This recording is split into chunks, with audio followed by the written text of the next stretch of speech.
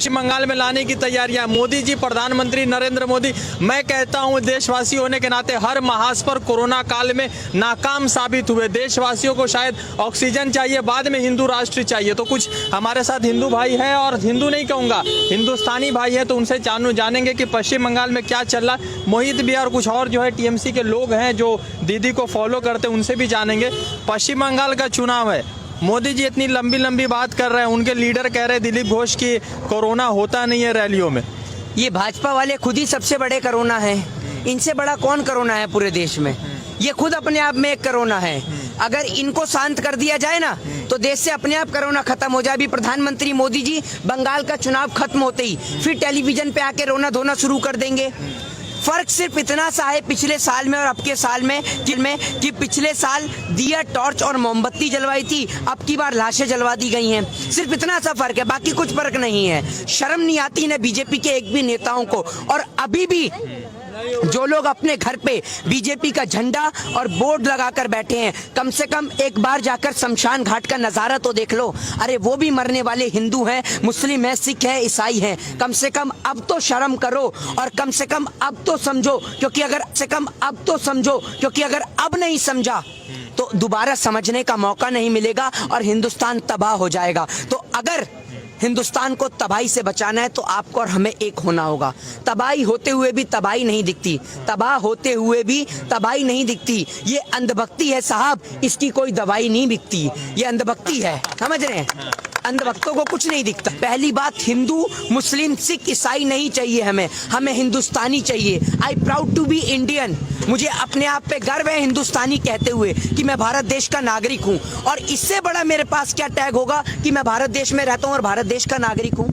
इससे बढ़कर आपको कुछ चाहिए क्या? नागपुर का जो सर्टिफिकेट है वो भी होना तो जरूरी है। अरे नागपुर के निक्कर वालों को फुल पैंट क्या दी, ये लोगों को बता रहे हैं कि कौन बरमुडा पहनेगा और कौन क्या पहनेगा। आप भूल गए कि आप सड़क पे निक्कर पहन के घुमा करते थे, हैं? आपको निक्कर से फुल पैंट दी तो आज आप लोगों को बताने लग गए क्या पहनेंगे। आपके बाप का देश है ये, बताइए ना। अपने पिताजी की दाढ़ी कटवाइए, ठीक है, और उसके बाद हमसे बात कीजिएगा।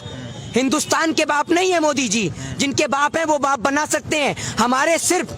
हमारे घर में हमारे एक पिताजी हैं, हमारे ईश्वर हैं, ऊपर अल्लाह है, वाहिगुरु है, जीसस है। हिंदुस्तान का कोई बाप नहीं है, हिंदुस्तान सबका बाप है, समझ रहे हैं? और जो हिंदुस्तान का बाप बनने की कोशिश करेगा ना, उसे वापस उसी के चाय के ठेले पे छोड़ दिया जाएगा। और जिसको बाप बनाने का शौक है वो बनाए, हम नहीं बनाते। हमें अपना वो 16वीं, 17वीं और 18वीं सदी का भारत चाहिए जिसमें लोगों के साथ प्रेम होता था, लोग मिलजुल कर रहते थे, जिसमें लोगों को बेहतर इलाज मिलता था। कम से कम ये बंगाल बचा हुआ है, इसे तो बचे रहने दीजिए मोदी जी। बहुत हुई महंगाई की मार, अब की बार माफ कर दे यार। पूरा तूने दुखी कर लिया, अब हमें माफ कर दे। देश के अंदर, विश्व के अंदर हिंदुस्तान को लेकर एक ऐसी छवि बन गई कि हिंदुस्तान एक बहुत बड़ी महामारी से जूझ रहा है, जबकि कोरोना पूरे विश्व का संकट था। लेकिन आज विश्व में सबसे ज्यादा संकट कोरोना का अगर मंडरा रहा है तो हमारे देश पर।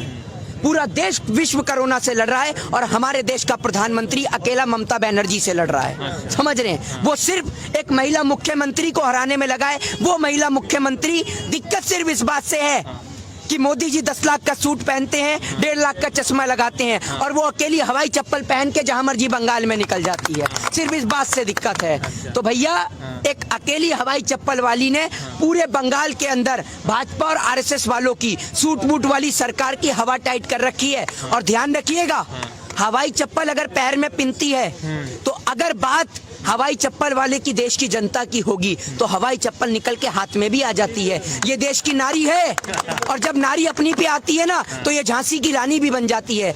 भले ही झांसी की रानी उत्तर प्रदेश में उनका मंदिर हो, लेकिन असली झांसी की रानी आज बंगाल में है, जो महिलाओं की लड़ाई लड़ रही है।